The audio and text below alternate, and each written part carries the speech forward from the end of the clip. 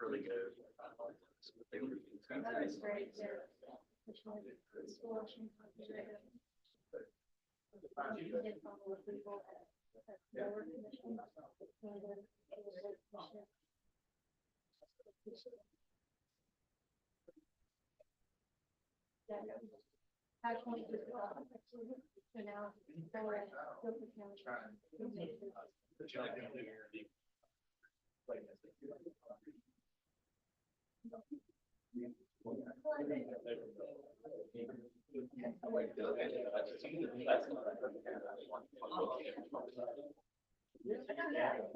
Sorry.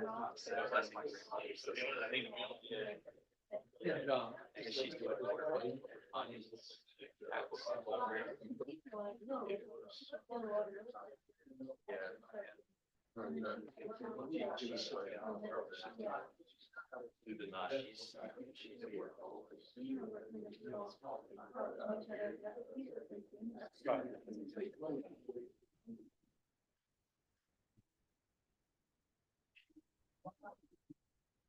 Did you?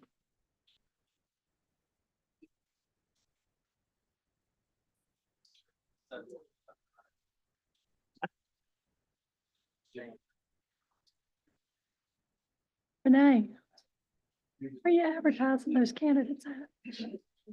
Whoa, pump the brakes.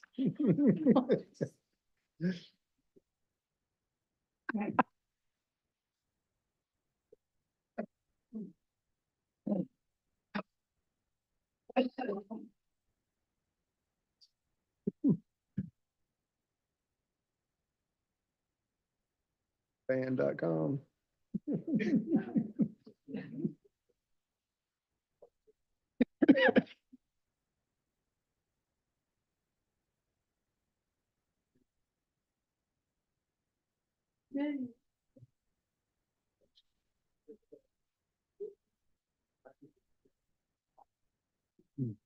I've already checked into it. We're good to go.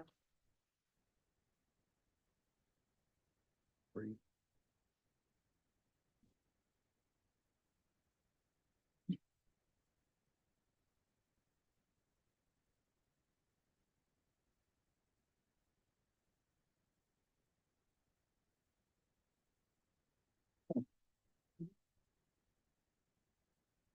Good evening. Thank you guys for being here tonight.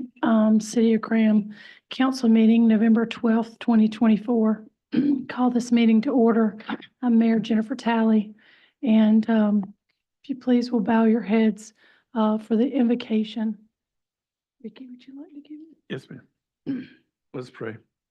Our gracious Heavenly Father, we come at this time thanking you for this day and for the many blessings you give us daily. We come at this time thanking you for this wonderful city that we live in. We ask you to help us as we do the deliberations for our city, that we'll do what is well pleasing unto thee. In Jesus' name we pray. Amen. Amen. And if you'll please stand for our Pledge of Allegiance. Allegiance to the flag of the United States of America and to the republic for which it stands, one nation, under God, indivisible, with liberty and justice for all.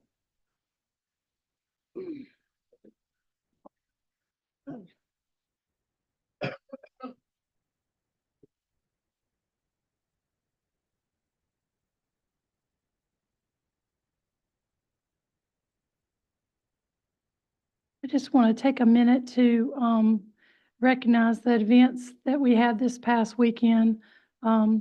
Veterans Day, yesterday that we celebrated this weekend with the Veterans Parade in downtown Graham was wonderful. Alco Vets had their big festival and had also had a big raffle. They raised several thousands of dollars for local veterans here in Alamance County. Rusty Cox of Cox Toyota actually won that raffle and I believe is going to be donating back. No. Yeah, well, I think he's going to be donating back part of that back to Alco Vets. And then a handicap accessible van was given to a very deserving veteran. A Marine veteran. Yeah, that lost both his legs. And when you heard about like how he was getting in his vehicle to drive, was kind of very disheartening that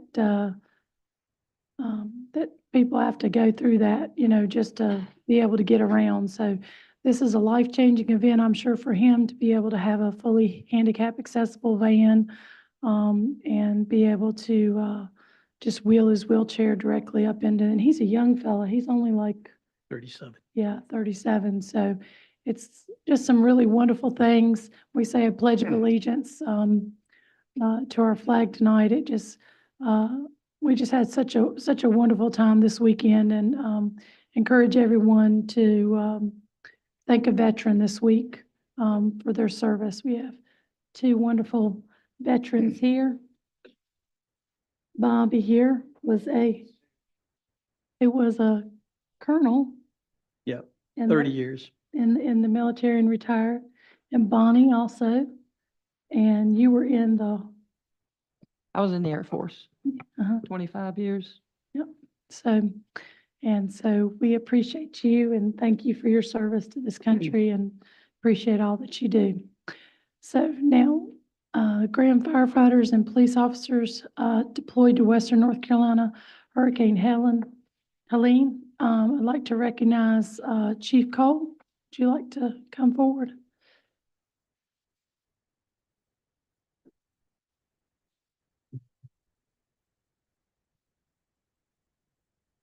Yeah, Velez, you wanna come up as well?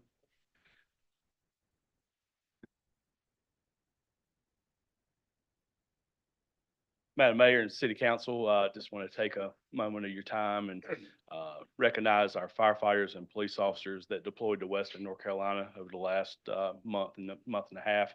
I know last month we gave a little briefing of what we were doing there and the things that our folks, both police and fire, were doing for the people in Western North Carolina.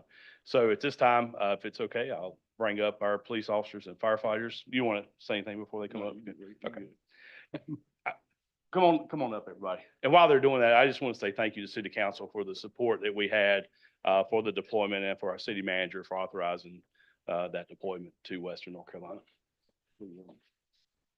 Yep, y'all just go.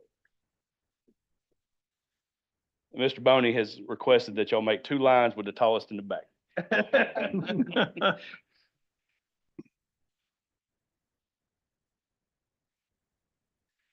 So just a brief summary, not to take up too much of your time, but we deployed over 27 days was our total deployment for the fire department. So we had 12 total personnel. There are some more that are on duty today that would have been here, but they're on a call right now. Then we had a few that are working elsewhere.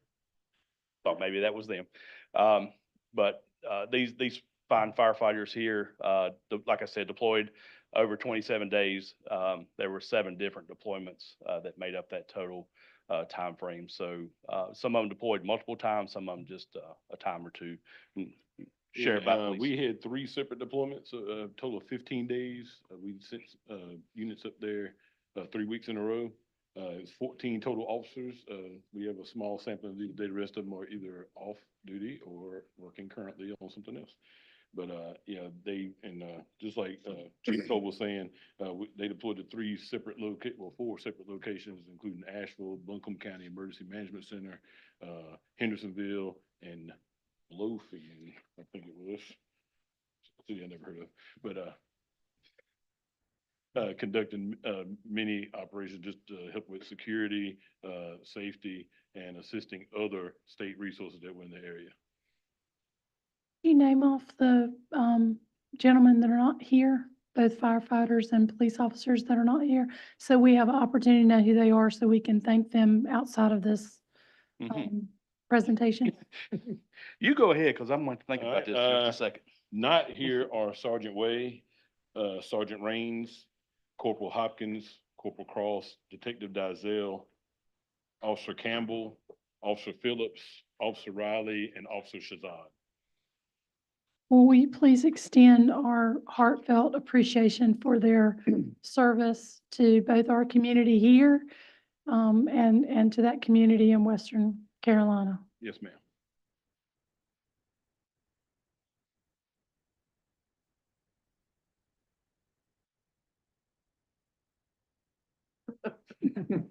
So I'm gonna try to do this by memory.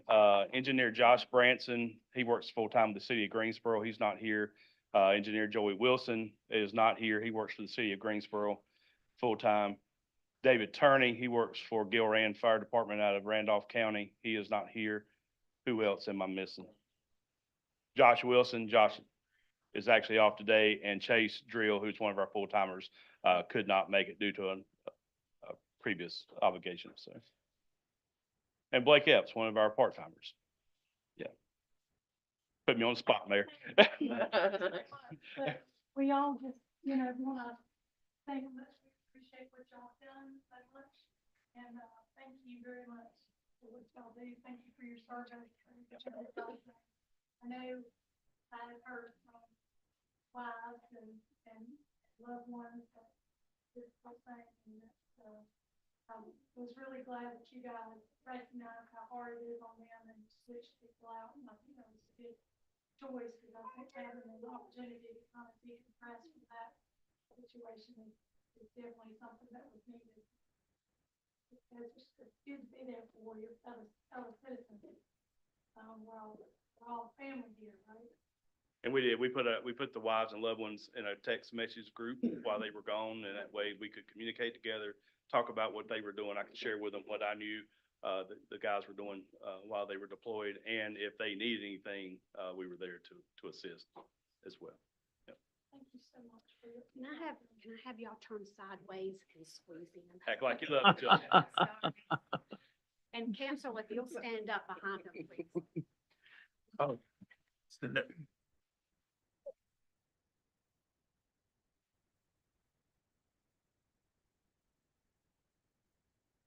Like, Turns around. Okay.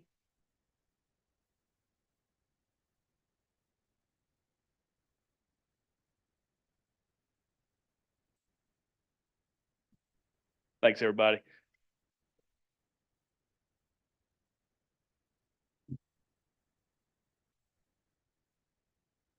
One last thing that I'll share while they're leaving the front.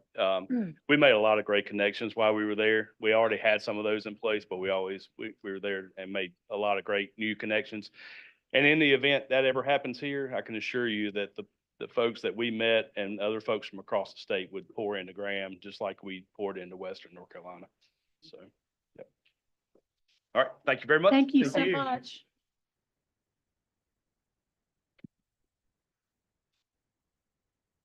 Okay.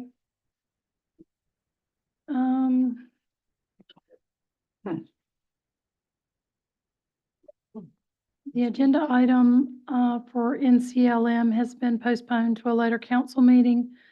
To read our consent agenda. A, to approve the October 8th, 2024 council meeting minutes. B, to approve a budget amendment recognizing $1,400 in state drug forfeiture revenue account for use. To approve the following 2025 city council meeting dates, 6 p.m. meeting time. Please note that Veterans Day in 2025 is being held early on November 4th rather than November 11th in order to recognize Veterans Day in 2025 that falls on a Tuesday next year. The dates for council meetings will be January 14th, February the 11th, March the 11th, April 8th, May 13th, June 10th, July 8th, August 12th, September 9th, October 14th, November 4th, December 9th.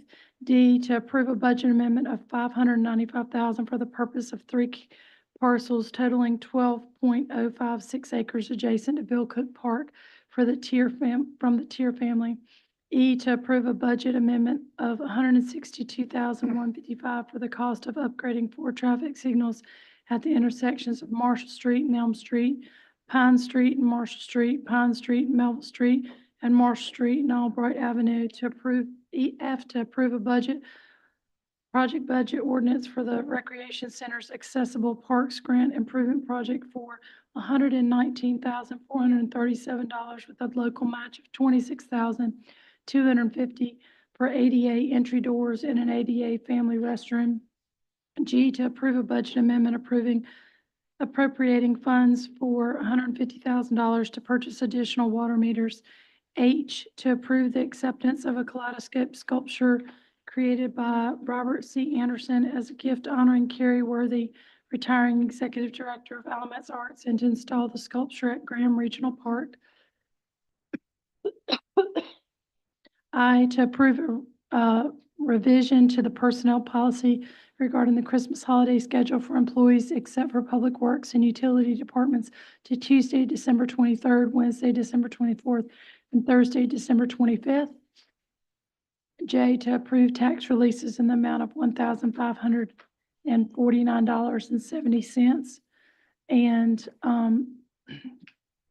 I would ask if there's anyone here tonight in the chambers that would like to discuss or have any of these items pulled from the consent agenda. Hearing none, I have a question, one question. I just wanted to make a clarification about what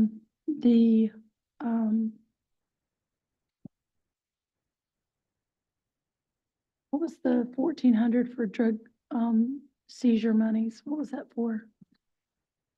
It's for weapon replacement.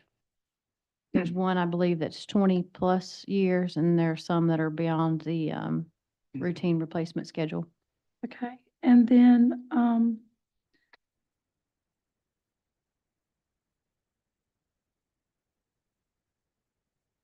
in regards to item F, this is going to be at Graham's Rec Center. This is to put in a new handicap accessible doors entrances right now.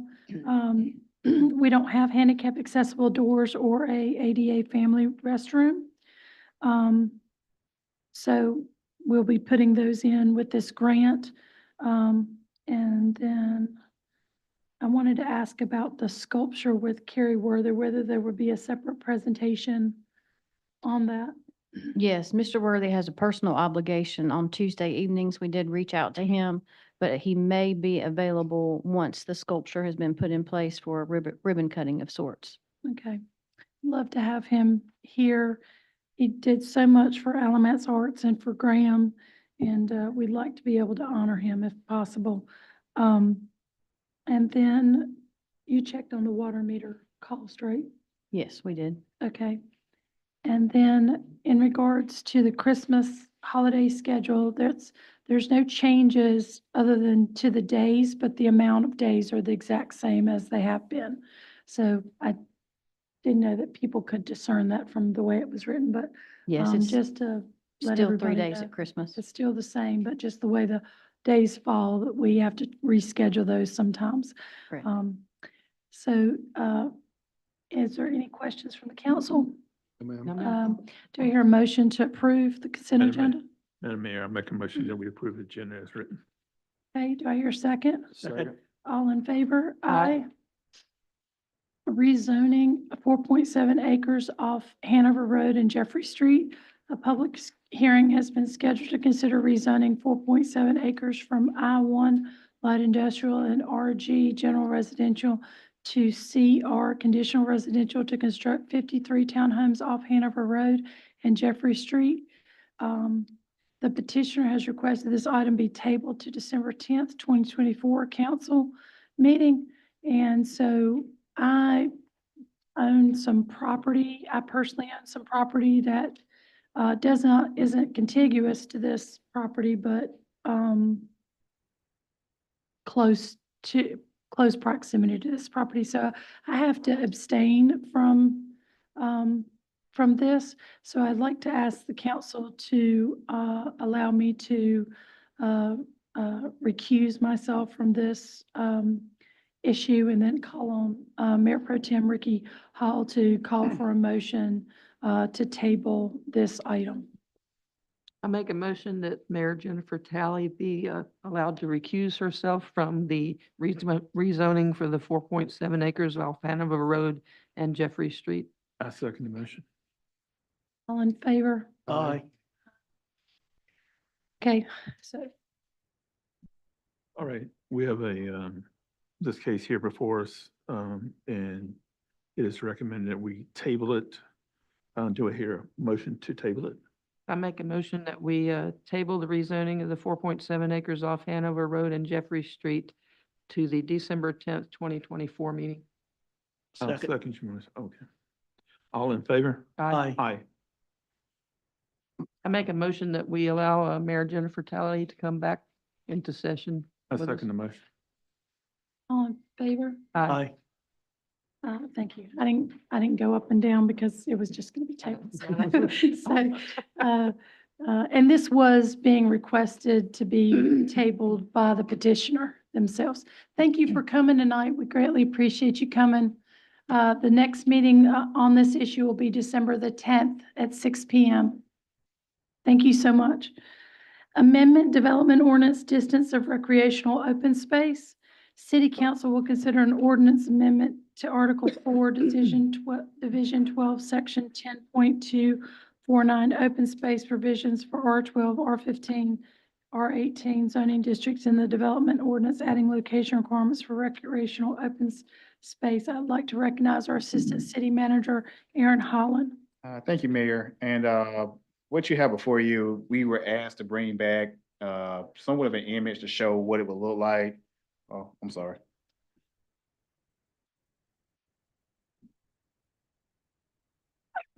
Here we go.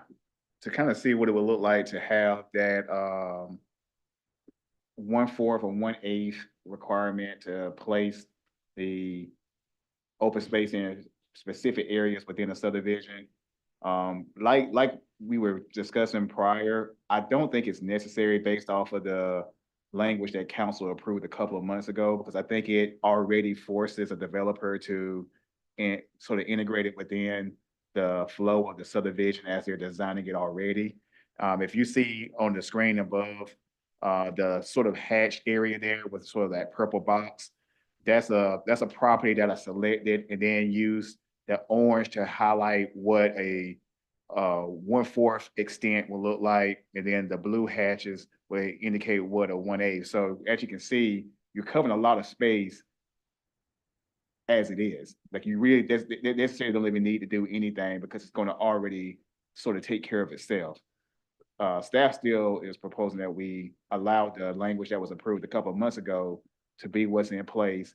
And then when we get to do a rewrite of the ordinance, then we can sort of working on any changes that council may think may need to go a little further. Can you give a better, I'm sorry, I'm still not can you give a better detailed explanation of your drawing here? So that obviously this is already approved site plan. So Which plan is this? this would be the one for the property behind where Avalon Acres, It's over off of Woody Drive. behind Woody Drive, Okay. of course. It's the one that goes right there where the intersects at. So if you were to imagine that hatched area would be sort of where you would place an open space amenity. And then you said, all right, let's go out 1/4 of a mile. Then you're looking at that orange showing how far out that would take you before you had to put any other open space amenity in place. The blue would show you how far out you would have to go before you would have to go put another one in. So obviously it's half the distance of that 1/4. But having said that, I'm not sure it's even necessary because the total amount is still going to be the same that they're required to do. And the developers are going to integrate those within their plans already based off of the language that council approved back in, I believe it was August. Okay. So I think we're covered already. Mhm. So I think it'd be sort of an overkill going with the 1/4 or 1/8 because they're going to have to put it in anyway. It's just easier to see visually. No, I know, and I know council wanted to see it, and that's Yeah. why I drew it up like this, so you can kind of see how far out you're actually gonna go from Okay. a specific point. Okay, so no action is required on item 2, right? Correct. Okay. New business, board and commission appointments. City council will consider appointments to the following boards and commissions.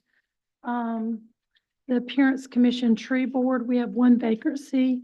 We have Emily Odell and Ben Beschhausen.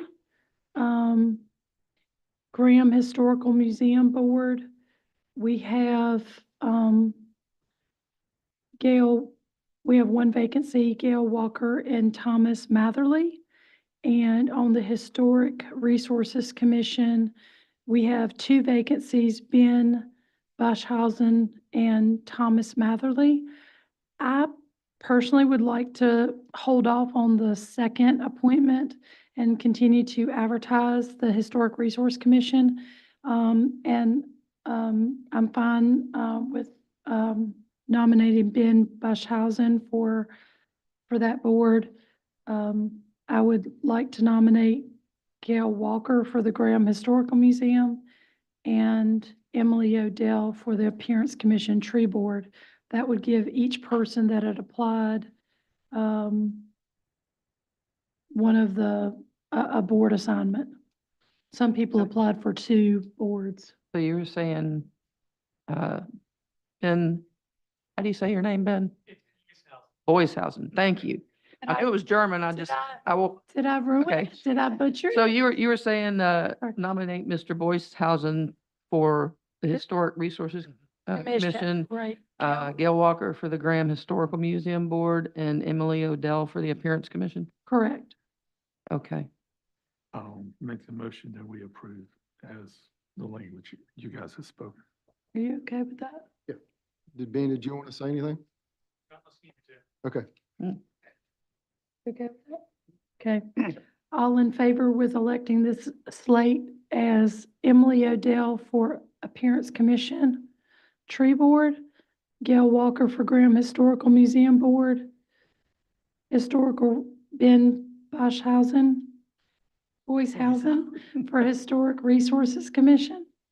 Do I hear a second? A Second. All in favor? Aye. All opposed? Motion carries.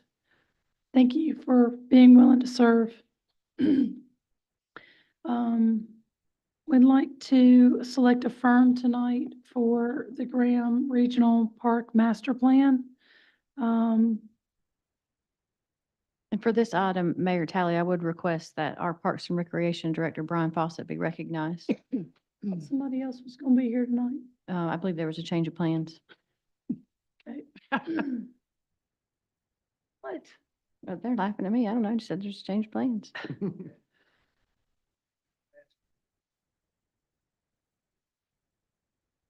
To recognize our esteemed, always welcome,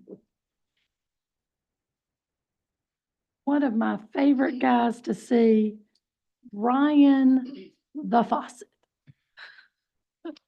Wow. Yes, You're now the Fawcett. been worse. I try there- so hard to make you feel welcome. Thank you. If there are any questions, I'll be glad to answer any concerning the 3 proposals that were in your packets.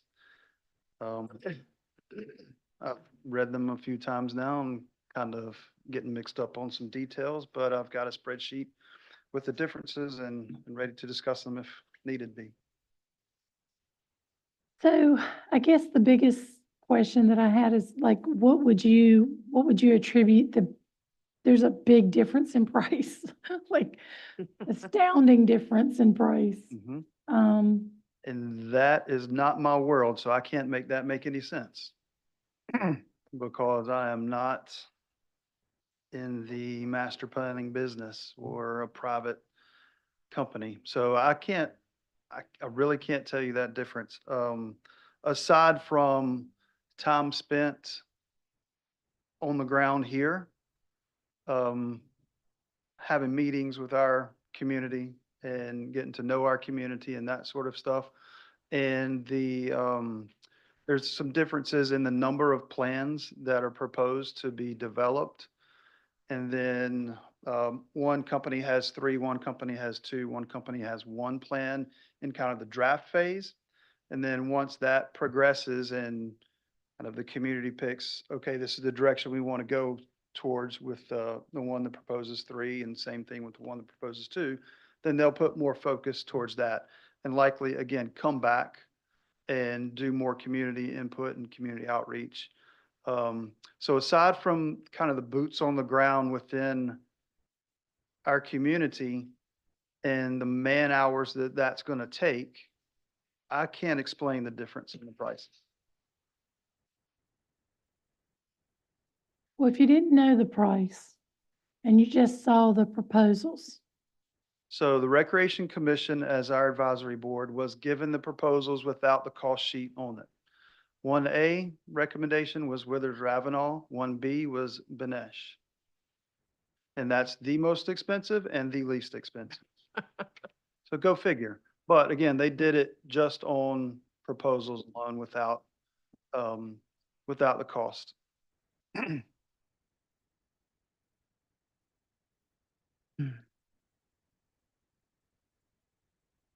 I'm trying to, Do you feel comfortable with the vendor that you have chosen? I'm comfortable with either Withers or Benesh because we've worked with, personally, I've worked with Benesh in the past. They completed our recent Grand Meadow Lake Master Plan. With Withers, I'm comfortable with some of their staff that I've met with and worked with one of them for many years. But they're also familiar with the city because they do a lot of work within other departments in the city. Not obviously the same team that we would be working with on the recreation side, but the company at large, I think the city is comfortable with. Yeah, Withers is on contract with the city specifically for the Public Works Department for engineering services. They're one of the engineering firms we use for that. When I worked for the county, they did a lot of work for the county also. I'm sorry, I'm not like, I'm trying to get to an email. Do you have the email from? So I have a printed copy of an email that Brian provided to me that came from a representative at Withers Ravenel. If you want me to go through some of what they highlighted, the differences are. And again, this is coming from No, I one can of the never get firms. into this thing. It says, open the Authenticator app and put in this number, but you get an Authenticator app and it says, oops, can't work. So, I mean, I'm just saying. Maybe we do that just to keep you out. I think that is really like, did you get my email? No, I didn't. No, we get emails from you. Yeah. So just kind of lay a little bit of background at the December City Council Planning Retreat of last year. One of your key strategic initiatives were to explore options to build a sports complex / multi-use complex. So Recreation sent out an RFP this fiscal year, got 3 proposals back, and that's what's before you. Now, again, what I'm about to read is from a representative with Withers and what they identified the differences were between the various price points. It was not prepared by staff, although Brian does have a similar analysis. So on the community involvement, the comment made was more community involvement to create support and a sense of ownership. Their comment was that the other proposals were not reflective of the necessary level of community engagement that would be needed. There was only 1 community workshop and 1 survey, whereas Withers proposed 4 community events and more than 2 community surveys. There was no allowance for other firms for community review or input on the proposed master plan. So once the other firms got to the point of a proposed plan, there was no more feedback from the public that they were hosting. It would really kind of be up to us to take that across the finish line if we wanted to do that. They stated that other firms did not mention consider existing site constraints such as streams or wetlands. They only proposed one draft and 1 final proposed master plan. They pointed out that a lot of the staff was from Charlotte, and their detail level in the proposal submitted was generally vague and limited in detail. Well, I mean, I do agree with the frustration of, and this is just my personal, I don't know if other people feel this way, but seems like there are people that do this on a regular and they have like a template. And they just kind of plug in Plug and your play. information. And I just don't feel that it's necessarily customized to us. And like, you know, my big concern about the pedestrian thing was that there wasn't that secondary feedback.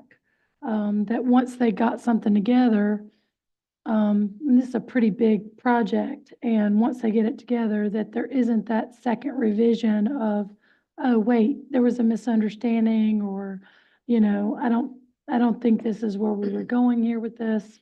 And then I think Aaron was like, well, our staff can make those revisions, but I feel like we paid that money and they should have to make those revisions. Yeah, they kind of get to a cut point where they're just out. Yeah, but if they, I mean, there's so much, I mean, I felt like there was a lot of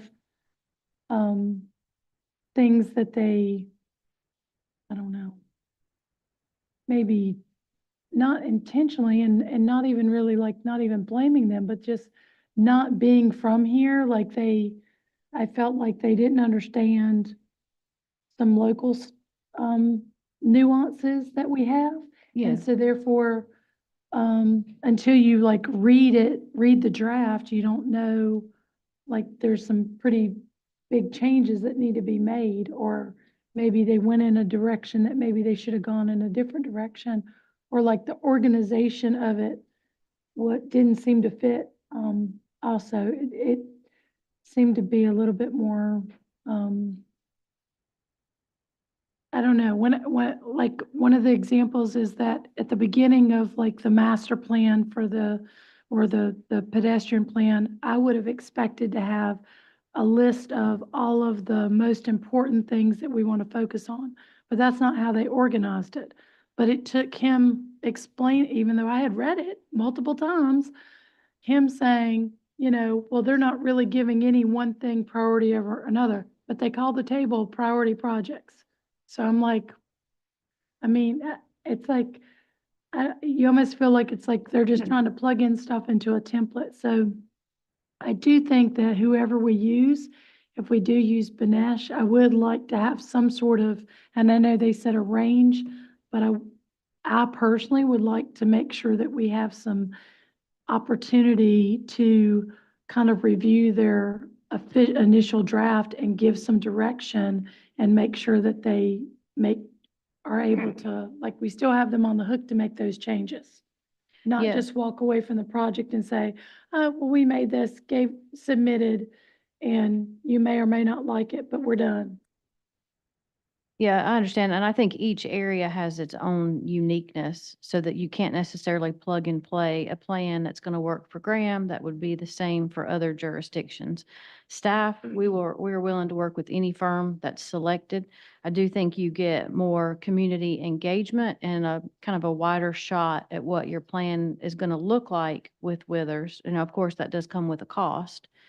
But you do get the 3 drafts and then you get community input from that, you know, community and council obviously input in that to kind of help narrow down to what's best for the community. And at the end of the day, we want a plan that's not going to just sit on a shelf and be a plan. We want something that's going to be usable. It's something that the rec department can use as a guide in everything they do in their programming and you know, construction of facilities, needs, all of that. We need something that has the community and council's blessing that we have sort of as a roadmap for our future, and we can use it as our runway. And just to make it clear for all the council members, this is like a professional hiring, so we're not obligated to take the low bid, right? No. How much was the price difference between those two? So it went from 55,000, the other person was 90,000, and the other one was 115. Okay. Yeah, the lowest was Benesh, and it was 45 to 55, and that number varies based on the number of site visits. And was there any, well, the one thing I will personally say that I liked about Withers Ravenel is because I did know that a previous person that actually worked at on our Recs department actually works there. So they have some intimate knowledge of Graham and how it works, and have worked on events and worked with Brian and all that sort of thing. But would they not be willing to, is there any opportunity to negotiate their price down for? So staff has done that, and they have indicated that their price is pretty close to what it's actually going to cost for the number of hours, the number of community engagement events, and the number of community surveys. They feel like that's a fair price for what they're devoting to the project. And Brian had those direct conversations. Yeah, and if my take from those conversations, if we start cutting touch points with our community, then the price can go down.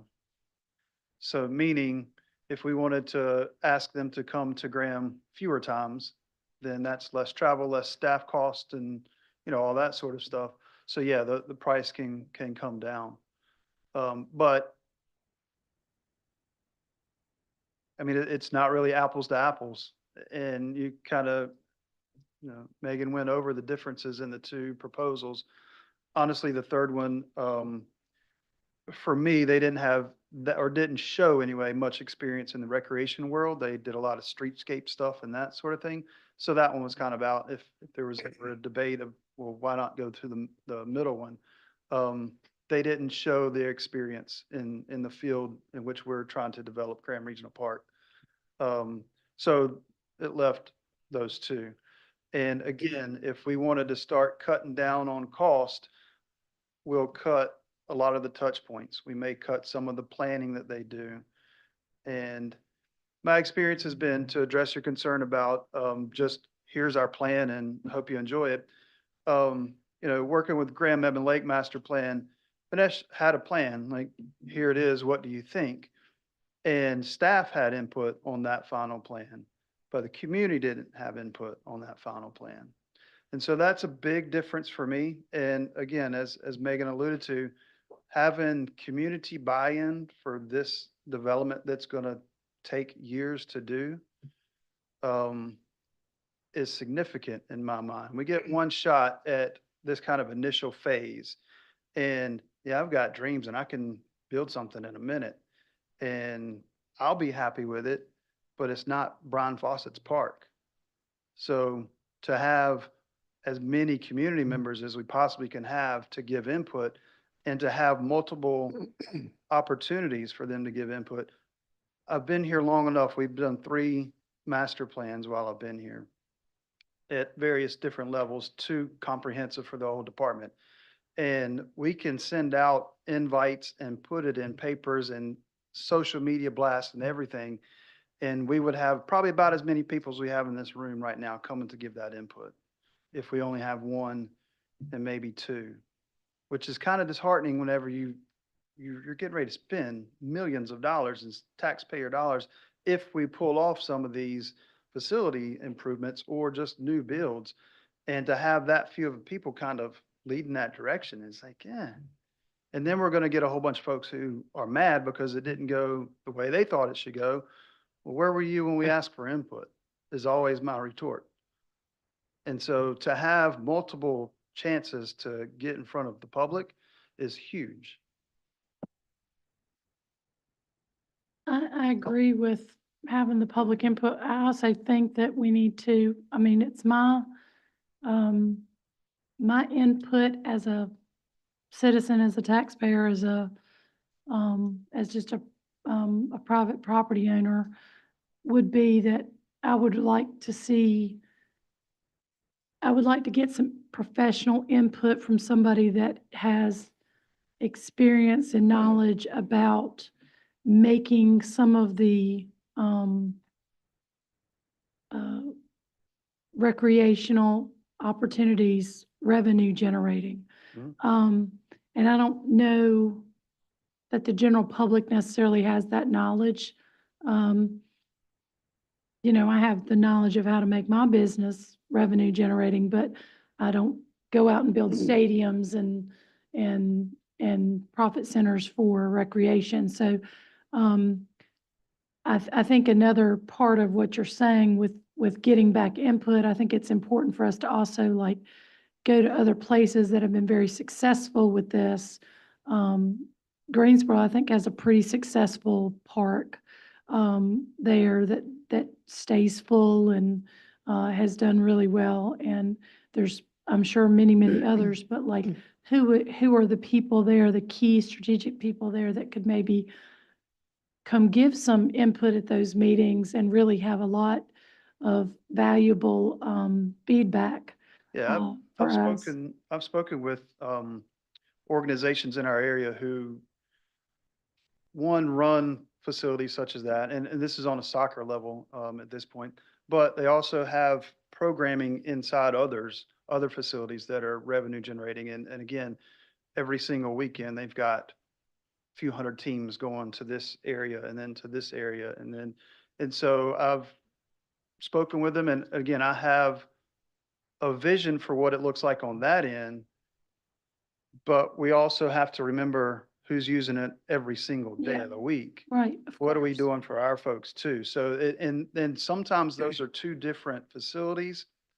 And sometimes they're one and the same, depending on, kind of sport and area and what we've got to work with. So yes, there are a lot of things to consider.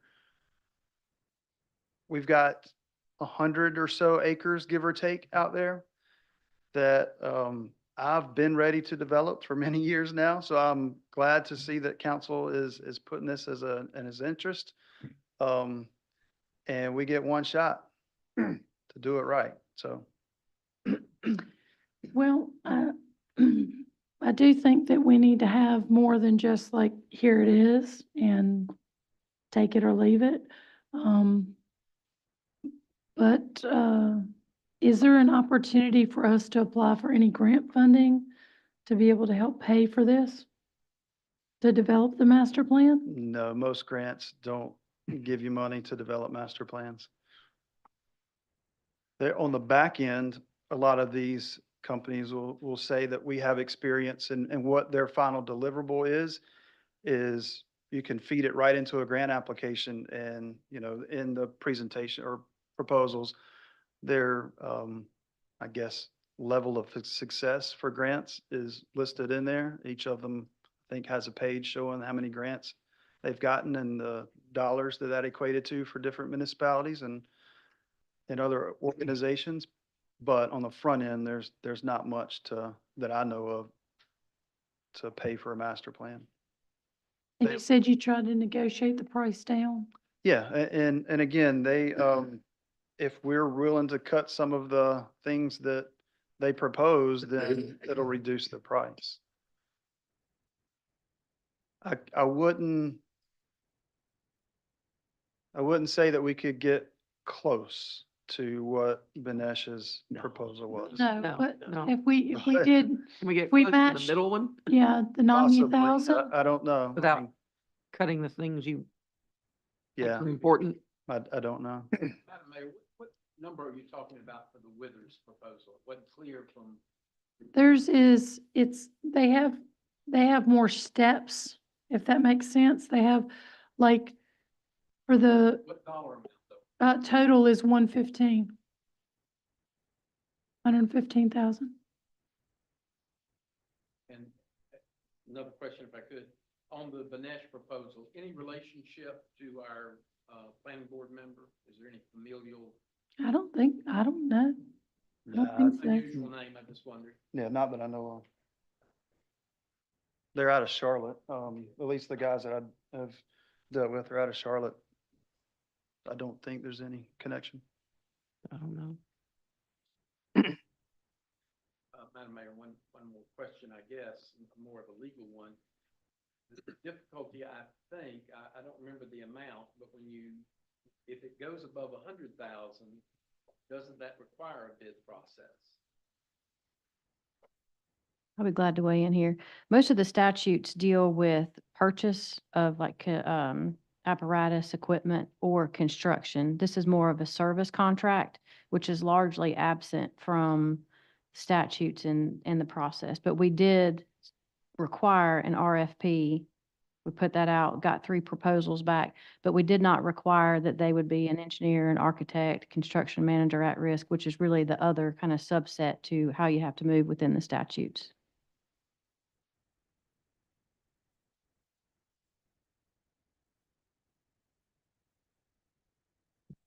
Well, if we just set a budget of $90,000 and then went back to the Recreation Commission and said, you know, do you guys have a recommendation as to what we could do, what we could get for the 90,000?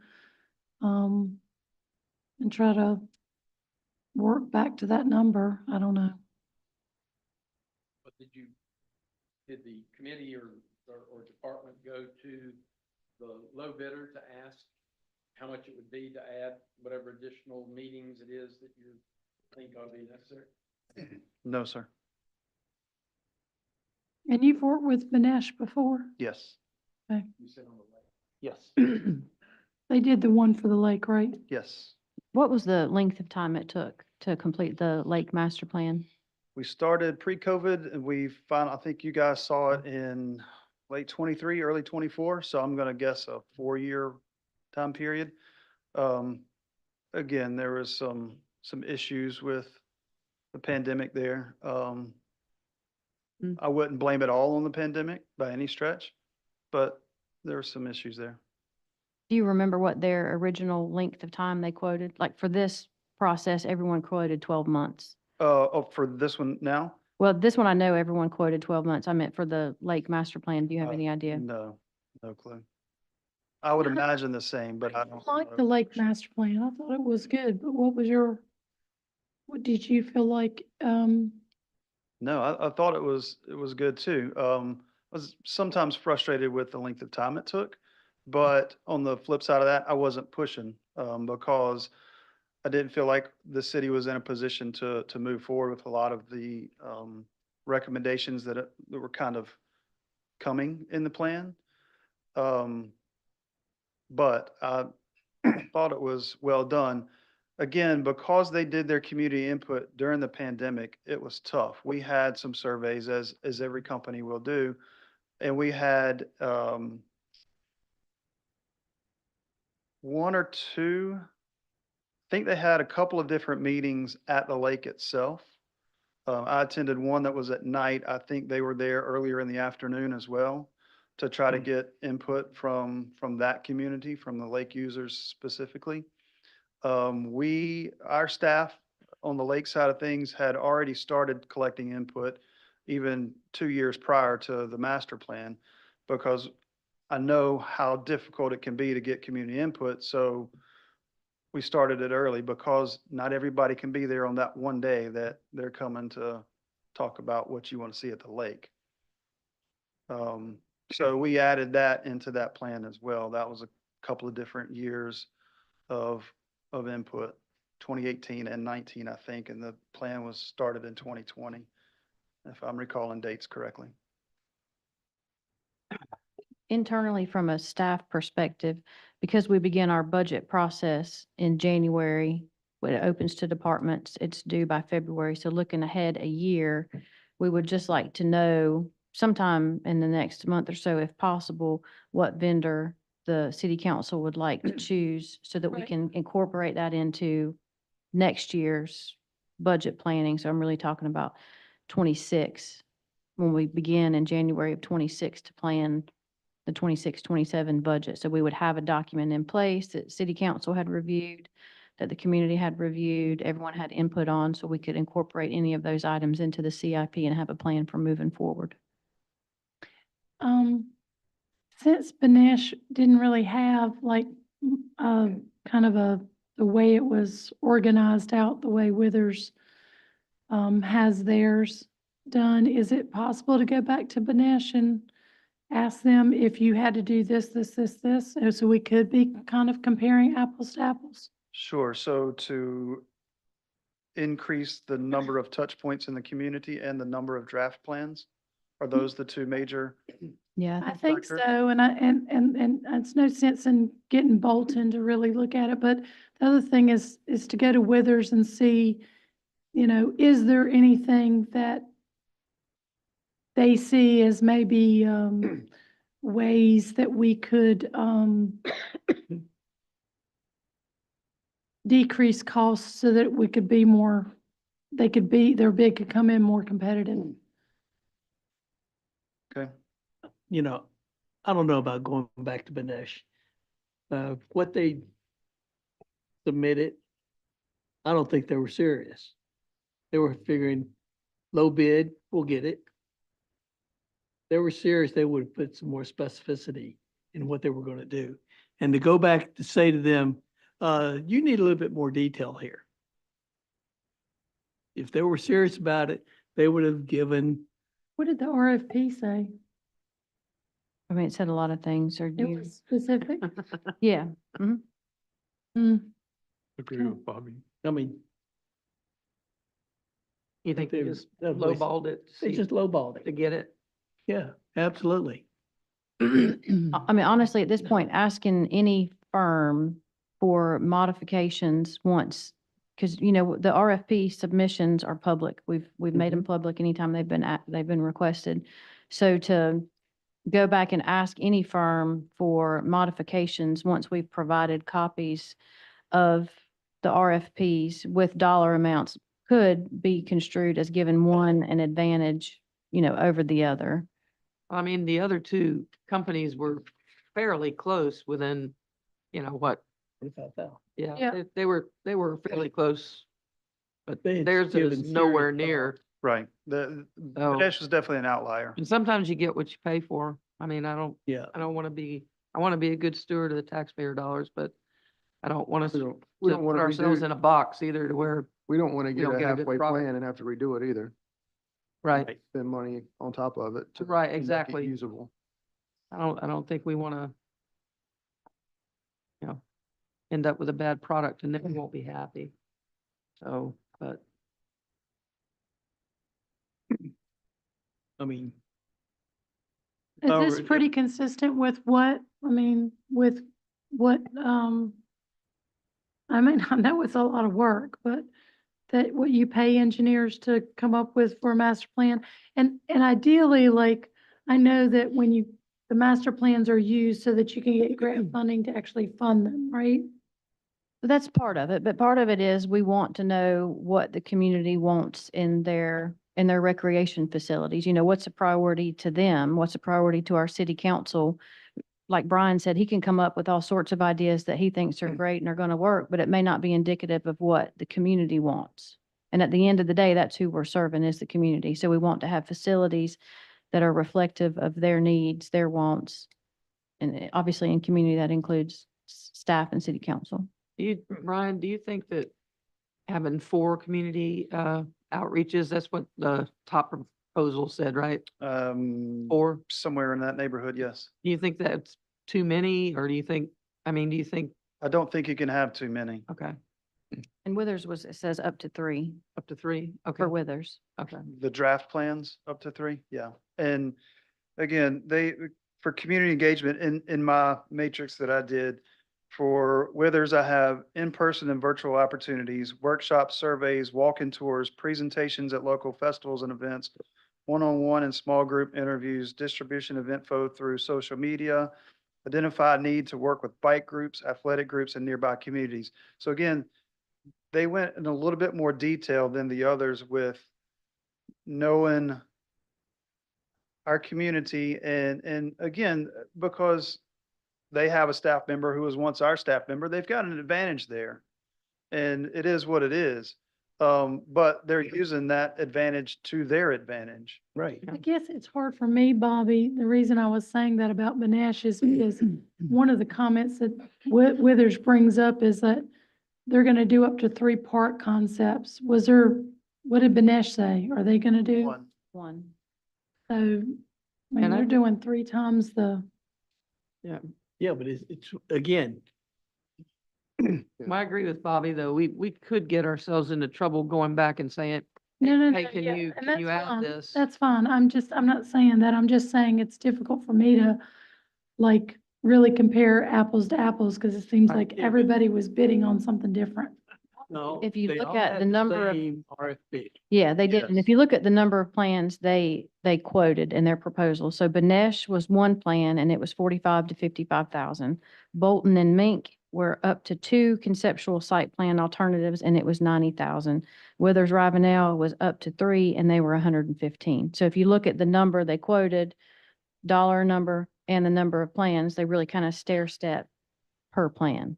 Yeah. So it's honestly a matter of how many plans would city council like to see for community input and for consideration. And Brian, you said you eliminated the middle one. Why again? Because in my assessment of their presentation, they didn't have experience working within Right. an athletic facility, which this is hopefully gonna be. Yeah. Yeah. Okay. They had more streetscape and downtown sort of stuff Yeah, experience. yeah. At least that's what they showed in their proposal. Okay. Thank you. So was it also, how many, and you said Benesh and the other one was only one, it says up to 3 park concepts. Yeah, Benesh was 1, Bolton and Mink were 2, Withers Ravenel were up to 3. And do you think we need all 3? We Or might. could we save money by just doing 2? I, I don't know. I think. I'm again, asking, what is his opinion? That, What was you the know- committee's opinion? Given how the changing landscape of sports activity, who would have ever thought pickleball, for example, would Yeah. blossom into what it is now? And you really have to think about, what do we want out of this athletic complex? Oh, one's definitely not going to cut it, but I think with 3, you probably would get, here's a low end. Here's what, again, the middle, and then if you really want to shoot for the moon, here's something where you're gonna be able to use it to generate revenue, but it also meets the needs of those in the community to come, during the weekday, whatever, to do things. And, I agree with that assessment. For me, again, I can draw something up tonight and build out a park, but that's one brain working on it. If you've got many more different options, I would feel better looking at as many options as we possibly could. We'll pull this from that and this from that one and this from the other thing, and then make the best that we possibly can. Just having one is limiting. So it's the Rex opinion, recommendation, and your personal, as the director, opinion to go with the Withers, proposal, even though it's more. I mean, As if is- money were not an object. If Which money were one not an would you object, I prefer? would go with Withers. Okay. But in good conscience, that was a tough ask, standing up here to ask Yep. that much more money. Because Yeah. I've got other asks I want eventually.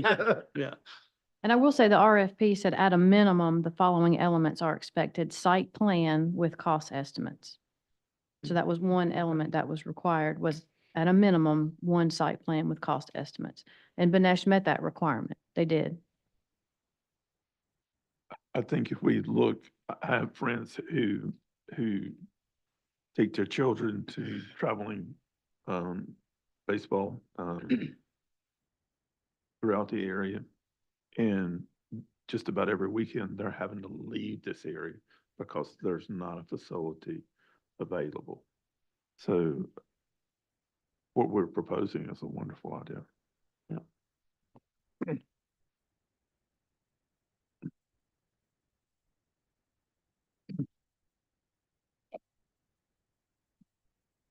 Sorry about that.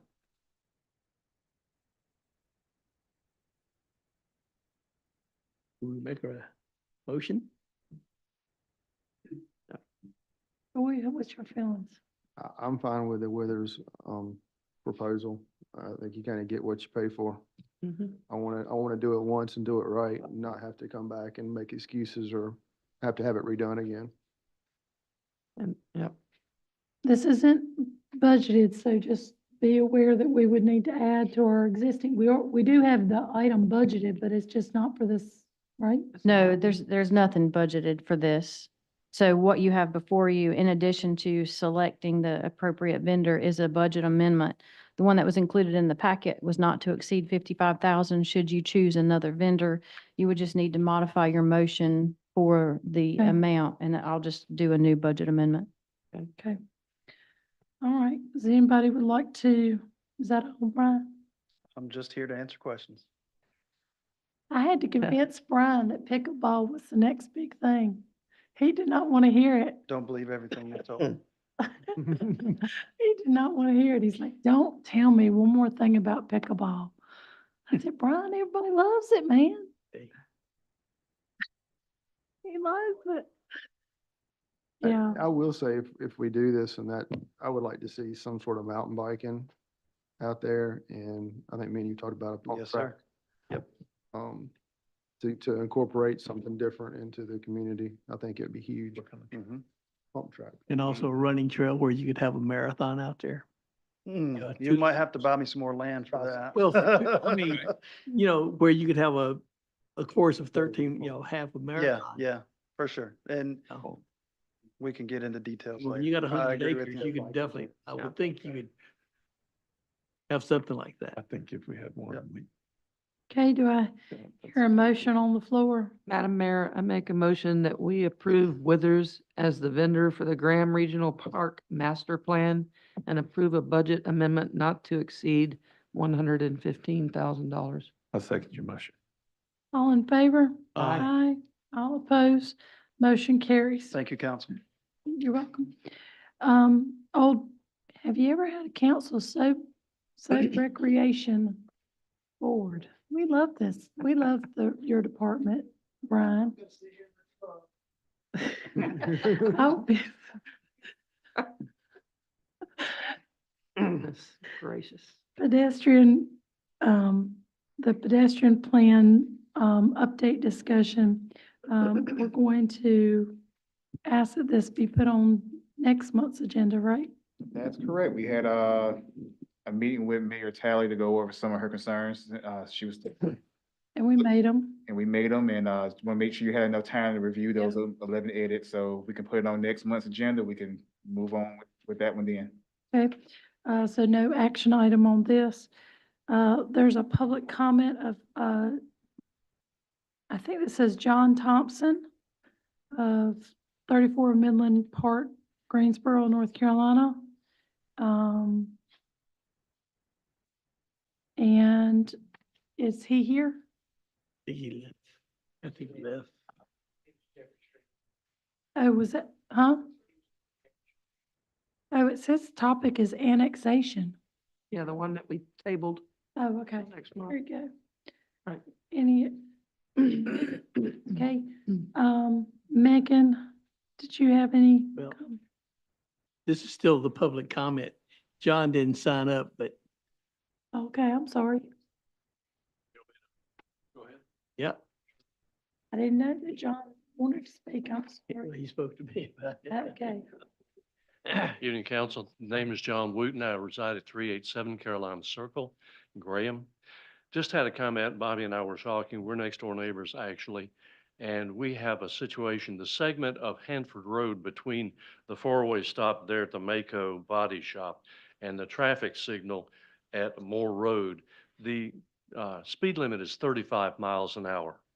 Regularly, we come up to the intersection off of our street, and we're right across from the villas. People come around that corner going west on Hanford. They're regularly traveling 45, 50 miles an hour. And it makes it very difficult. That's a very short sight line going that way. If you're trying to turn left or even right, you're going to run a chance of somebody coming around that corner at a high rate of speed. We have a lot of walkers. We have more people coming in and out of the villas. And I was just curious if there is some sort of remedy that we could get to maybe get a radar trap or something in that area to discourage speeding through that segment of Hanford Road. So I'm presenting that for your Yeah. consideration. If you'd like, Mayor Talley, I can provide a comment. Typically, when we receive feedback like this, whether it's from, I think it was Mr. Bear and some of the downtown traffic issues or one such as this, we generally forward those to the PD and relay the concerns and ask that they do, I won't necessarily say saturation, but, more concentrated effort in that area to hopefully curb some of these issues. So if that's fine, we'll be glad to relay this issue to our PD like That we would be typically great. do. Anything you could do to mitigate safety concerns in that area?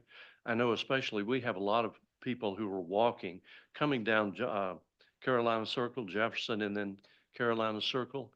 And a lot of those are old people. So we want to be as careful as we can.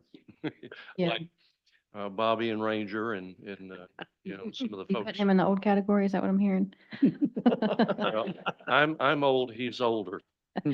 Yeah, we usually take any kind of concerns, whether they come to a council meeting or they come to us directly from some other means, and we ask PD to investigate. So we'll be glad to relay this one as well. That would be great. I wasn't sure where to start or where to get the most bang for my buck, so I appreciate the feedback. Thank you very much.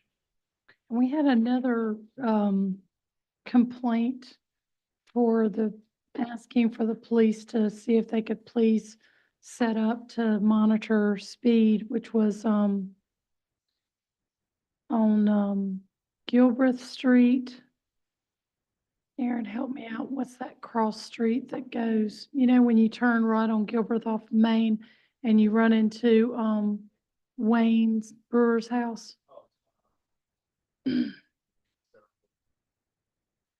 So apparently they've hit his truck or something out there because they're going so fast and they don't make that curve. But he's saying that there's a lot of speed getting up there. Yeah.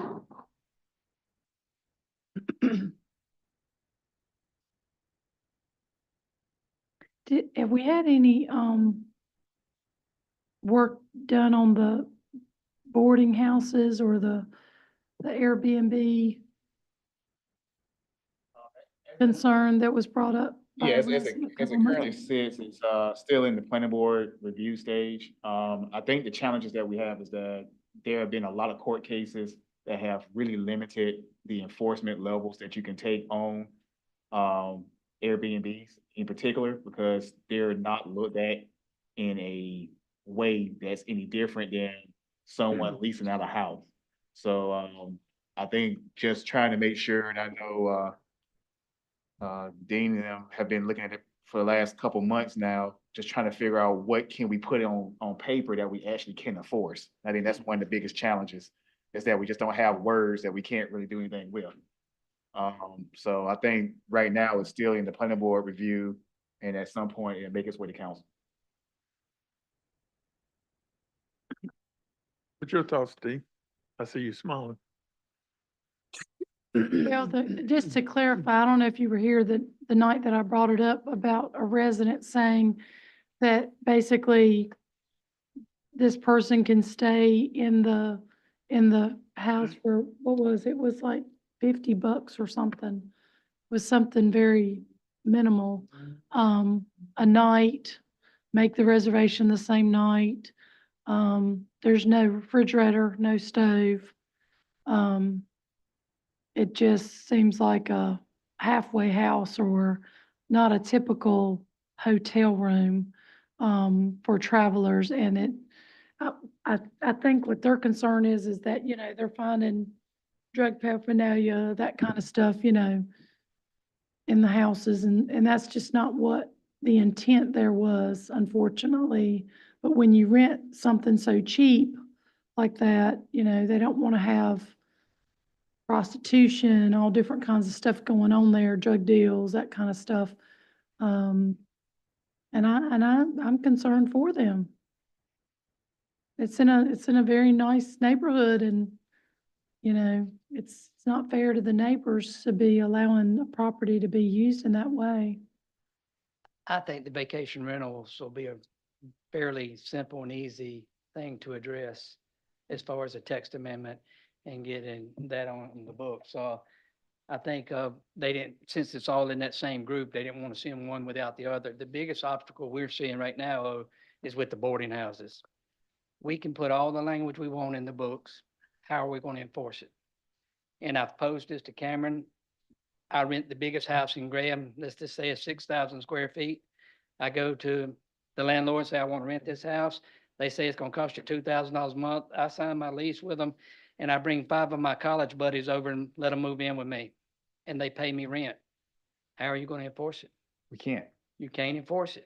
We can't go any, that's what I was getting at, is that the city staff, we cannot go into a house and tell someone that you can't lease. Like, our limitations are basically at the front door. So what happens out beyond that, if they want to rent beyond that, it's out of our hands.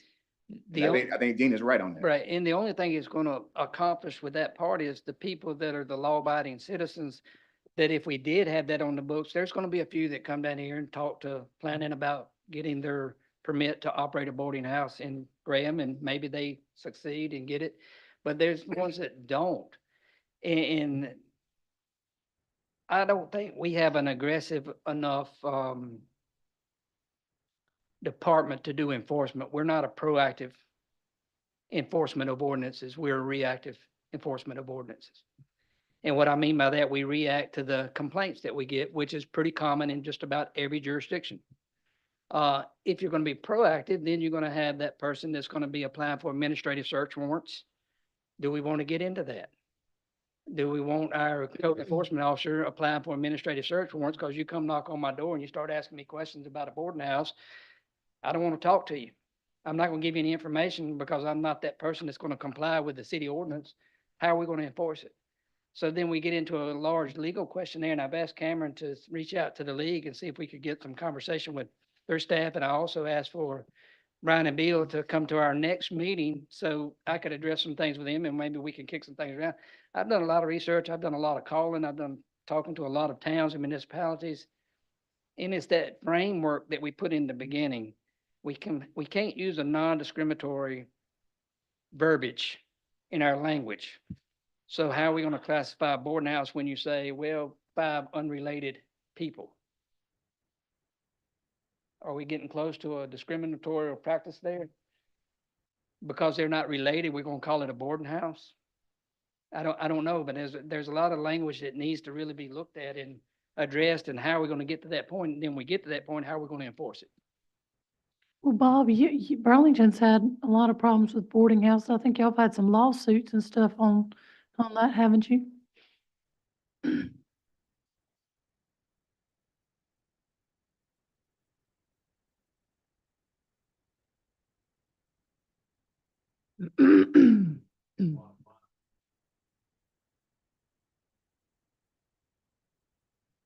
So we could have it on the books, but then it's just something there that's not going to be that enforceable. There is a lot of case law out there, but it's not for the city. Exactly. It's against the cities. Right.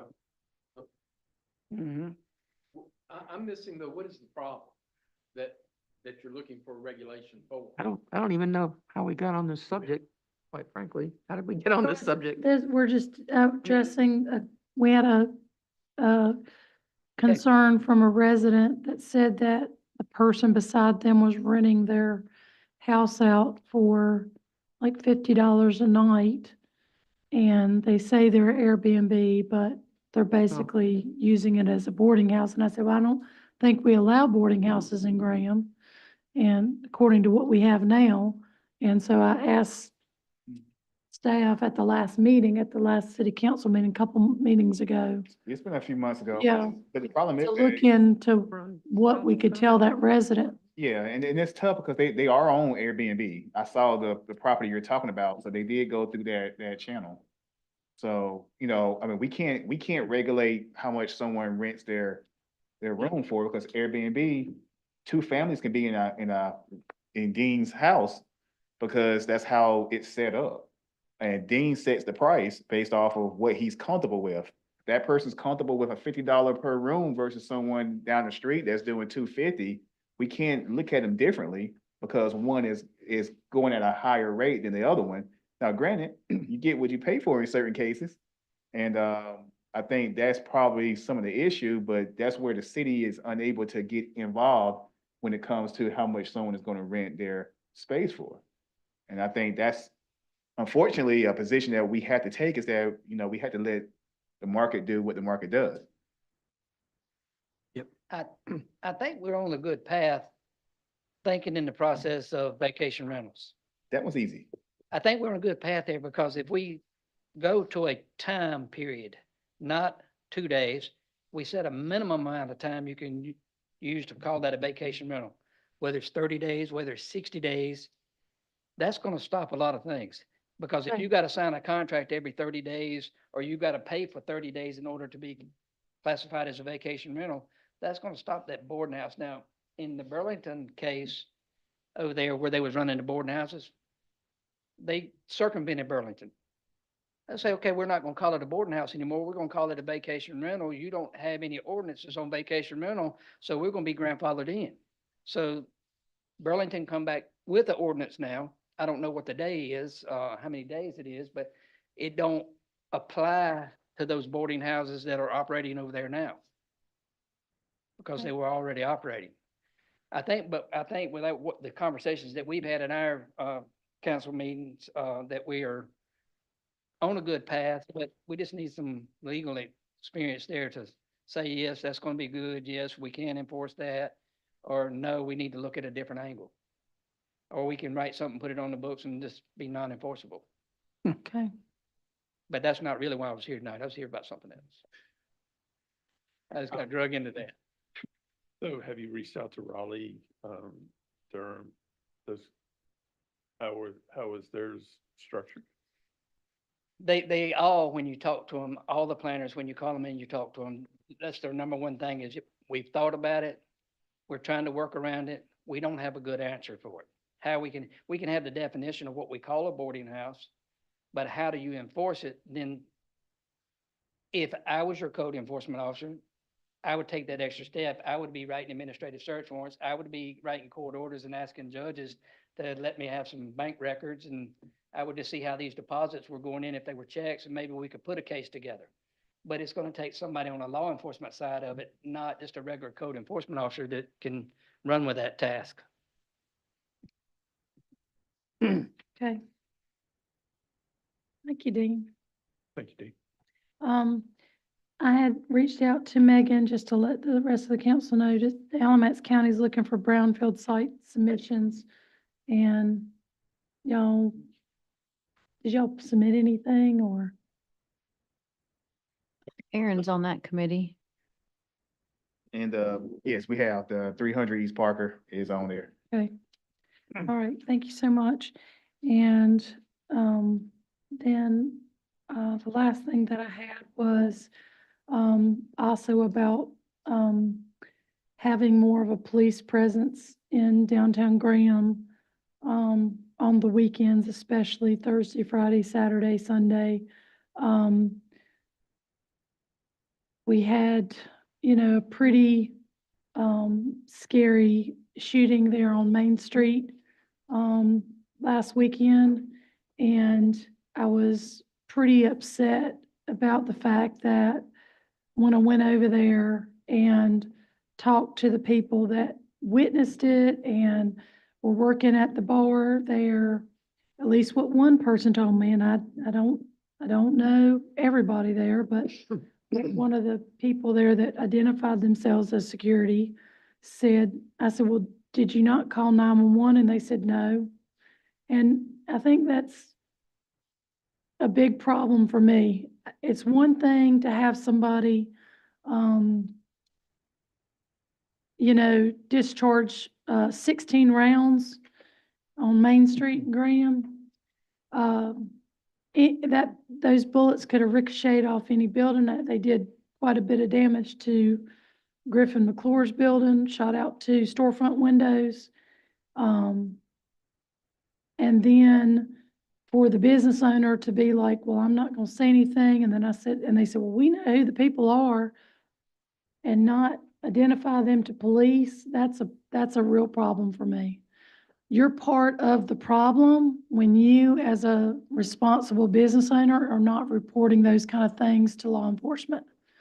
In my, I was working in my office, it happened at 11:30 at night, and, had they called the police when there was the fight that broke out on Main Street in the middle of the road, maybe they could have avoided the shooting.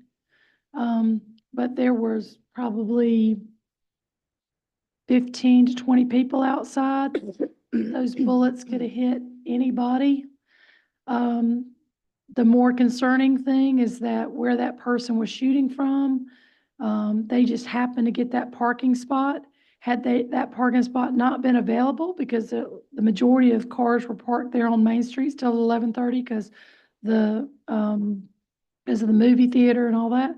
So there's a lot of parking spots that were taken up because of that. Had they just been parked two parking spots down, they would have been shooting in a second-story apartment of a building where there's an occupied resident. And she was home. And so we're very lucky that where they shot 16 shots into the second story of McClure's building, that there's nobody living there. Of course, they didn't know that.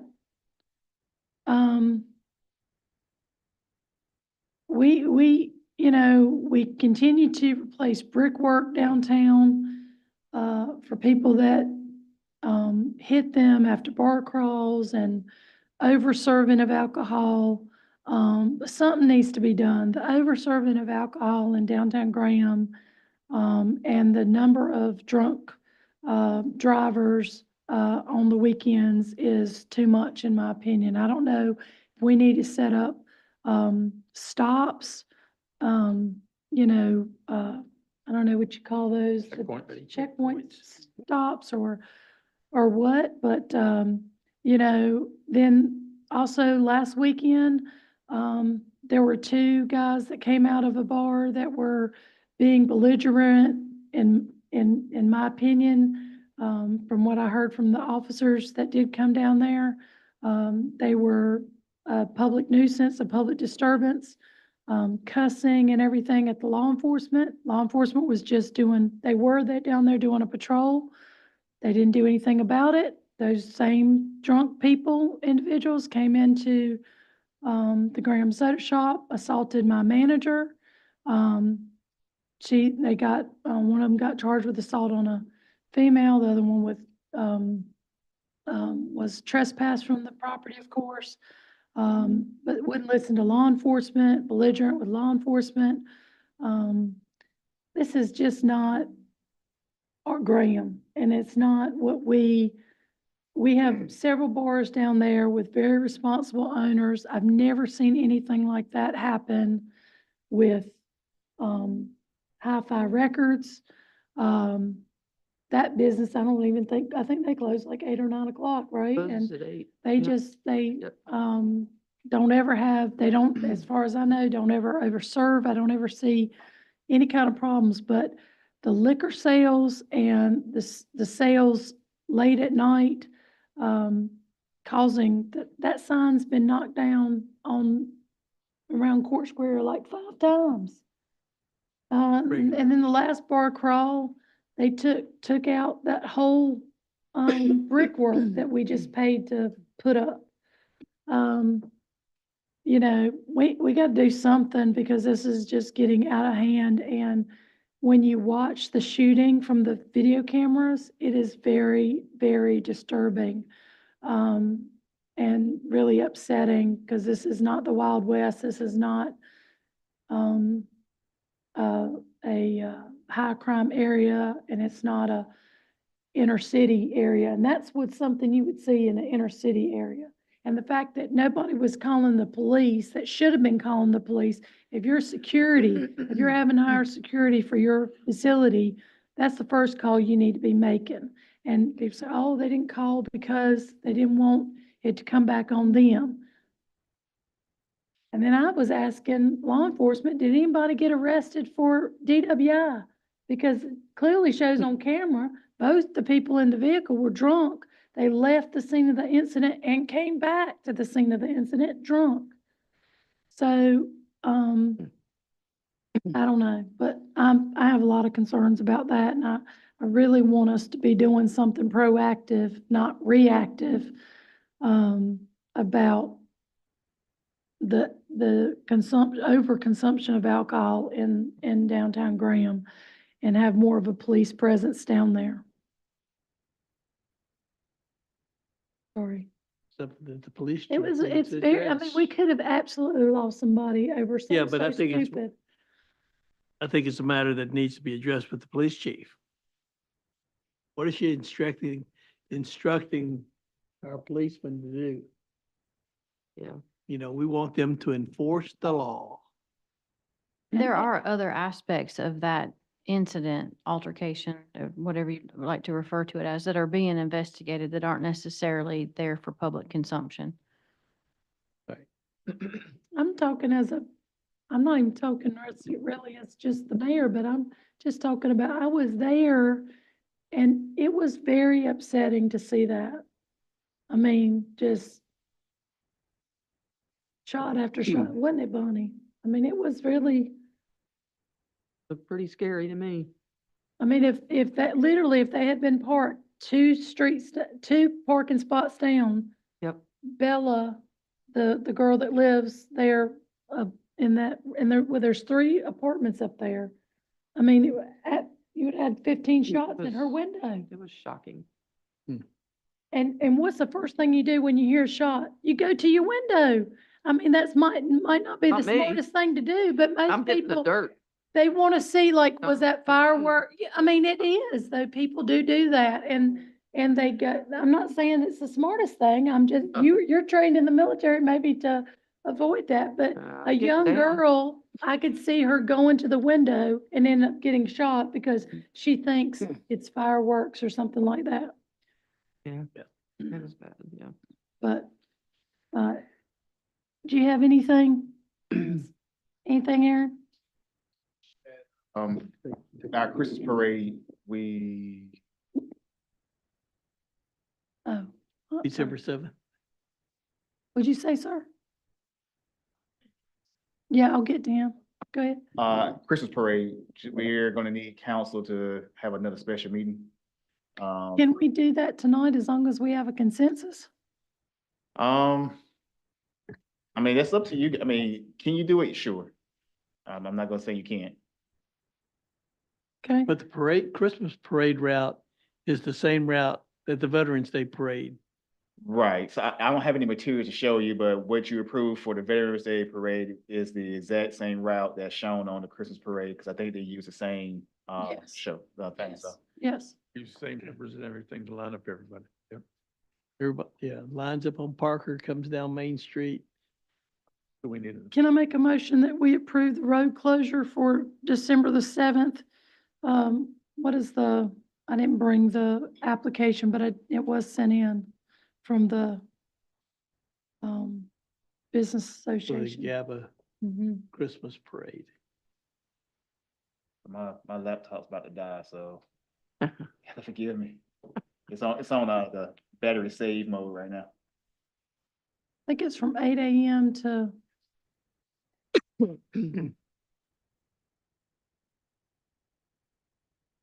Like 8 AM to 2. no, So 12. at 8 AM to 1 PM. Okay, 8 AM to 1 PM Second. on Saturday, December the 7th, from Parker Street, where Elm starts, which would be one way, to Main Street. And from, the road closure would be from Main Street to Caden. McCaden, and from McCaden to Graham Middle School. Do I hear a second? I second your motion, Mayor. All in favor? Aye. All opposed, motion carries. Yes, Dean? I had one more thing. I didn't sign up for the comment, but I've had, different people approach me over the last 90 days concerning Allie Williams, Carmen and King. And the law- What? Concerning Allie Williams, Carmen and King getting information back to builders and developers in a timely fashion. And one gentleman told me he's been waiting 8 months for something. It's not in my wheelhouse. It don't have anything to do with me, or as far as the planning board, but they were afraid to broach it with the city because they don't know repercussions of tougher conditions or because I brought it up. So I just wanted to bring it to the council's attention, and if anything needs to be done or not done, at least you know that they say they've been waiting 8 months for an approval. I've heard complaints as well. And so, thank you. Thank you. But being that they didn't come to the city, let us know they've been waiting 8 months. I don't know who they are, but, obviously, if you don't mind, let me know who they are. I can find out what the problem is.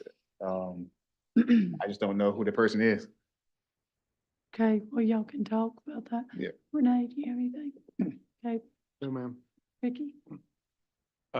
Just appreciate all the hard work that the veterans did, putting on the parade. I think it was, a wonderful event. Before a service. When's the Graham City Christmas party? So I remember a comment you made specifically about that because I sent a calendar invite nearly a year in advance. And you said something about some severe pre-planning. So I'll be glad to look up the exact date for you. December 11th, 11:30. December 11th. Okay, And the lighting of the Christmas tree is gonna be December the 8th. right, What times? 6:30. Yeah, and I will point out that your December planning retreat, which you should also have a calendar invite for, is December 16th.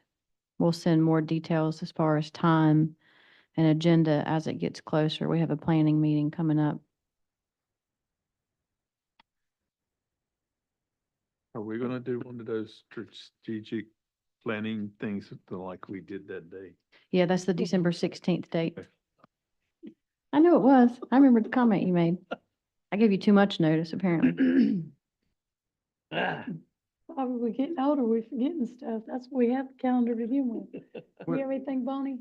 Just one thing I was gonna ask, where are we with hiring an engineer for the city? I mean, we had brought that up a while back.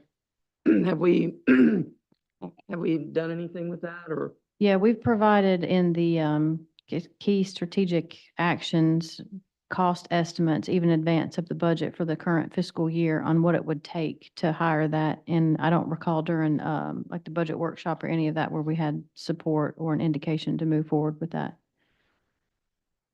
I thought we did, but Yeah, I thought we did, but, Yeah, we provided cost estimates on what it would take to fund an engineering department. We would need 6 to 7 engineers to cover the same amount of area that Allen Williams covers, and we need about $700,000 to $800,000 a year to cover the expenses in order to do that. and what are we spending now Well, for Josh? I mean, what are we spending now? well, the problem is that that's a hard question to answer because there are special projects that are added into that amount. So I would have to pull out a specific day-to-day versus special I projects. think what we were interested in, at least myself, was I don't feel like we should be using a third party to just simply review plans. There's plenty of cities that review plans in-house with their own city engineer that's looking out for the best interests of, that particular city. And, like, I understand that utilities, like you go to the other engineers to, get them to review specific big projects like our wastewater project and things like that, but like just the day-to-day, But what would one engineer cover in a day? That's the problem. One engineer can't do the load that a firm can do. well, I hope they could do it within 8 months. But that person hasn't even come to the city to let us know what that problem is.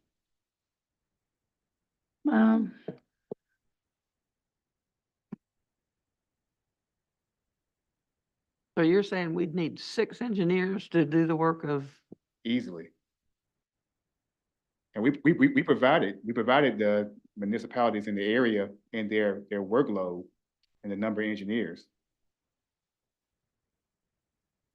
How many engineers does Mebane have? Maybe use Allen Williams, Carmen King. Exclusively, they don't have any engineers in-house.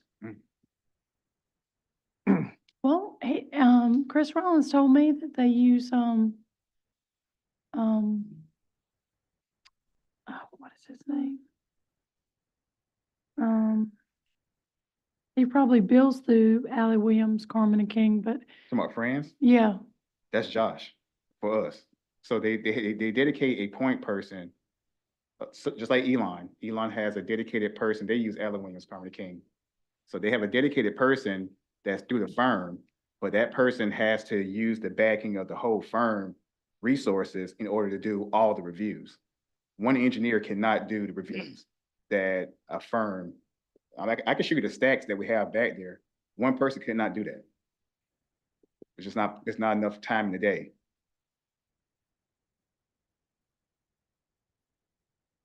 is it possible to get someone different then? Like, That's what I was is it gonna say. possible to get friends? What, part of that's what we've done with issuing an RFQ I think 2 fiscal years ago to bring on other engineering firms.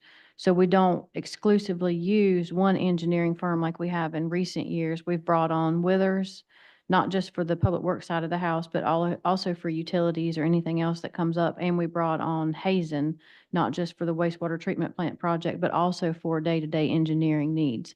So in the last 2 years, we've expanded the engineering firms we use so that it's not just one firm where we push everything through in an attempt to help alleviate what could be a bottleneck. Well, I don't even think, I mean, how many engineers does Burlington have?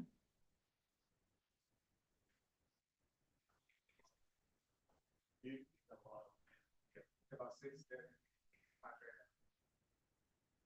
That's the problem with big projects. Still are contracted out to your agents, your webs, even though you have a stable of 60. I think at a minimum, we need to look at maybe asking them for somebody else, because we got a lot of problems, I think, with, the current situation. So just my opinion.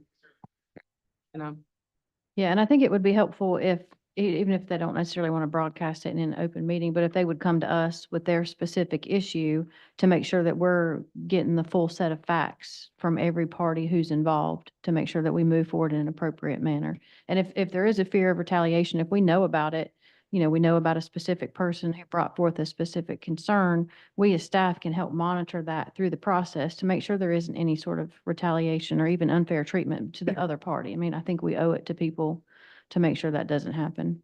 I think sometimes too, when you use the same person for a long period of time from a firm like that, that's not always good.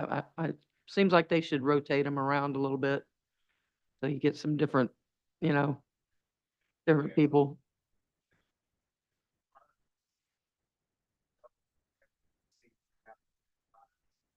Okay. Yeah.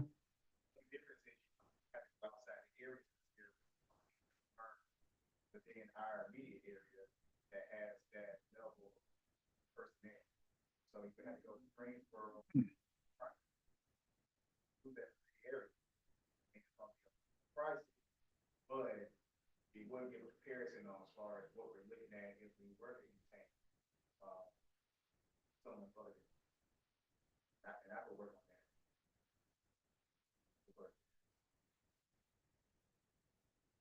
Yeah, I would say, yeah.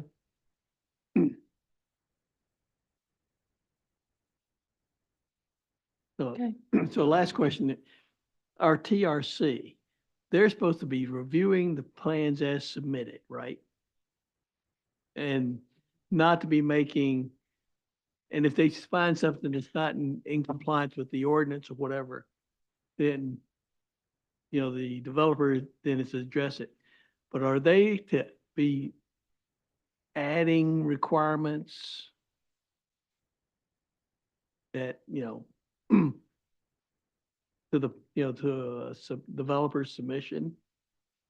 Well, adding your requirement, if it's required, it's required. Yeah, but should they be adding things, yeah, They're right. outside of those boundaries. outside of those requirements.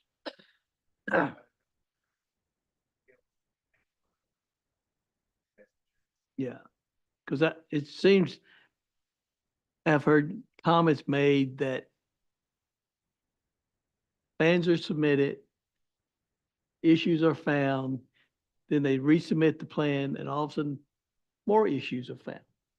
And so here it is, and the developer's going, shouldn't the TRC didn't catch it the first time, then shame on you. Because if the I'm just saying that it seems that some developers seem to have issues where their plans keep coming back with other additional things. And it's like, how come the TRC didn't catch them? Okay. Okay.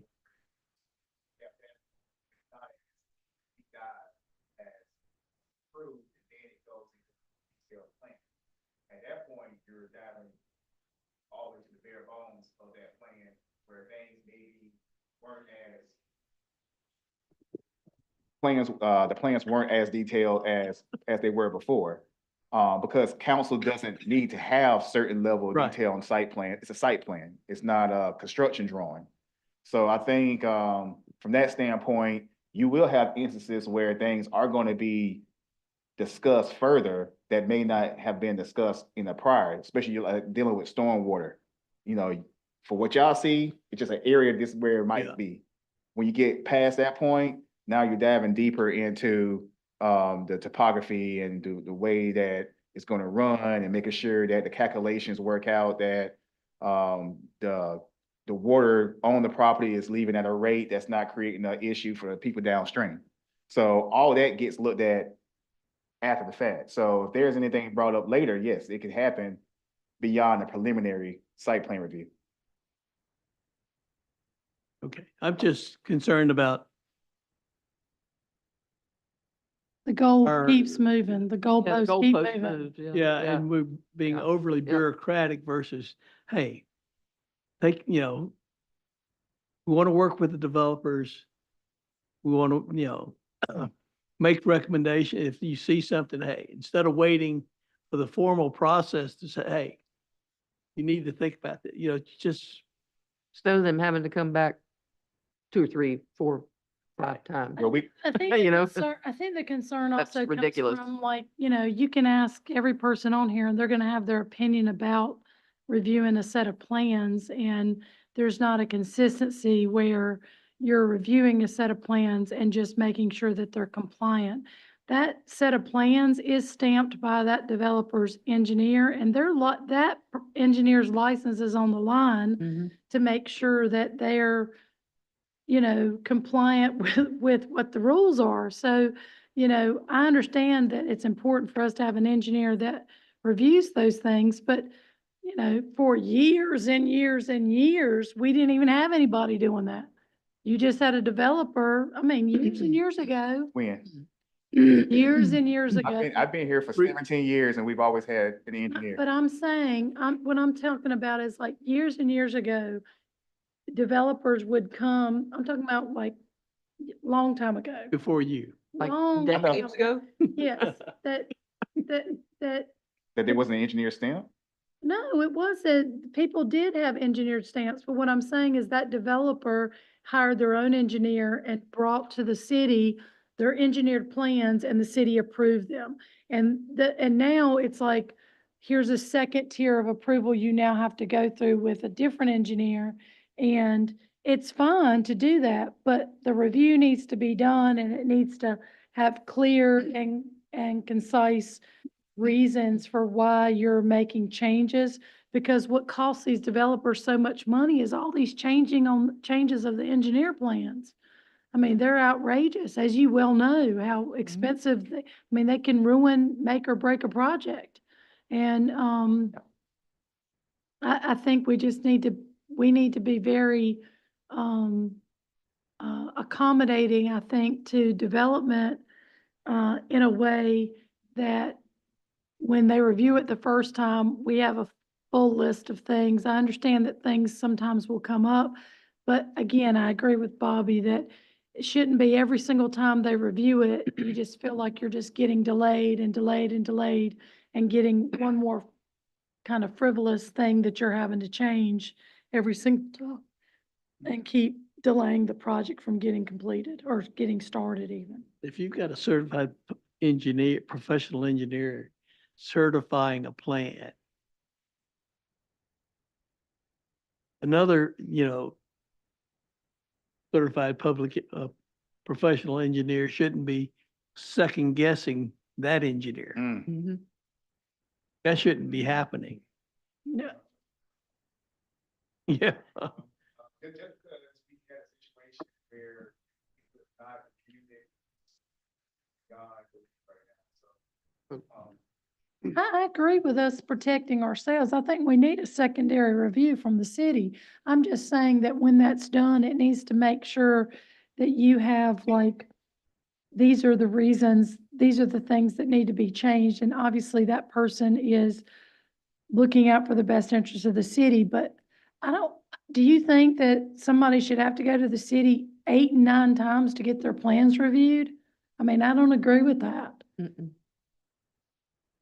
I've seen some bad plans. Well, I they mean, should have called it, Sure, but- they should have got them in the first review or at least the first 2 or 3 reviews. We shouldn't be doing 8 and 9 reviews, I don't think. I've seen some really bad plans. But why can't you not fix those things in the first 2 to? I can show you TRC comments where the comment back to them was that nothing has changed from your prior plan. Please see my comments from that particular meeting. No, have a- I'm we not have a lot of saying that. that. I'm not saying where the petitioner doesn't comply. What I'm saying is they're coming up with new stuff every time they go into TRC or they go back to for additional review. Something brand new that's never been brought up before. That's think- what I'm saying. I think honestly, without knowing the specifics of, who this person is and what the concerns might be, so that we can go back and look at the actual comments that were made, it's kind of hard for us to give a fair opinion on whether that person was Yeah. given a fair shake at things or not. So like I said, we'd be glad if anyone wants to talk to us outside of the public meeting. I have no doubt Aaron and I individually together, however you would like to handle it, please reach out to us. I think we owe it to them to make sure that their concerns are being heard and they're not being retaliated against. So please don't hesitate to reach out to either one of us. Okay, thank you so much. Do I hear a motion? Motion to adjourn. I second. All in favor?